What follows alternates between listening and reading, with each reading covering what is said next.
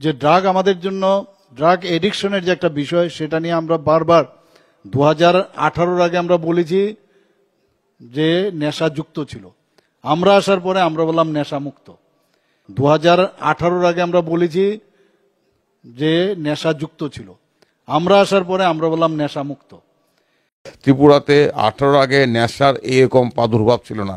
ত্রিপুরাতে 18 আগে নেশার এরকম প্রাদুর্ভাব ছিল না। 2018 আগে আমরা বলেছি যে নেশাযুক্ত ছিল। আমরা আসার পরে আমরা বললাম নেশামুক্ত।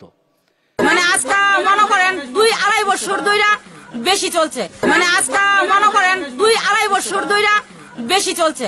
আগে মানে কিতা কইতাম শুনতাম কি ফুলাবানে ড্যান রাত বলে কেমনে নেশা করে আর মদ খায় আর গাঁজা খায়, কিন্তু এরপরে যে জিনিসগুলো এটি তো চিনছি না। আগে আমরা শুনতাম নেশা দুইটা নাম, গাঁজা আর মদ। অনেক বিভিন্ন ধরনের নেশা নাম, ইঞ্জেকশন কি, কট্টা কি, বাবাবড়ি কি, এসব ধরনের নেশা। 2018 আগে আমরা বলেছি যে নেশাযুক্ত ছিল। আমরা আসার পরে আমরা বললাম নেশামুক্ত। আগে দই মনে আসিল না ভাই, আমরা কোনোদিন টুয়াইছি না, আমরা বালা করে ফুলাবেন দাদা, বিশ্বাস করেন যদি মিশা কথা কই। 2018 আগে আমরা বলেছি যে নেশাযুক্ত ছিল। আমরা আসার পরে আমরা বললাম নেশামুক্ত।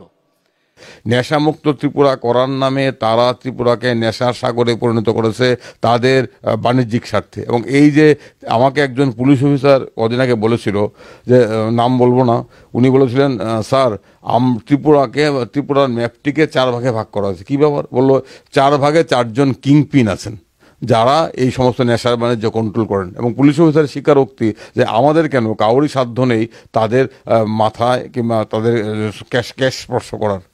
এবং এটা আমরাও জানি, এই কোনো সরকারি প্রশাসনের একাংশের প্রত্যক্ষ কিংবা পরোক্ষ মদত ছাড়া এইভাবে নেশার বিস্তার হতে পারে না। এর জন্য এই সরকার দায়ী, শাসক দল দায়ী, প্রশাসন দায়ী। ত্রিপুরার ভবিষ্যৎকে তারা নষ্ট করছে, ত্রিপুরার যুবকদের তারা সর্বনাশ করছে এই নেশা বাণিজ্যের রমরমার মধ্য দিয়ে। এই নেশাটা বার হয়েছে, ঠিক আছে, নেশাটার কারণে আজকে মনে করেন আমার জীবনটা শেষ।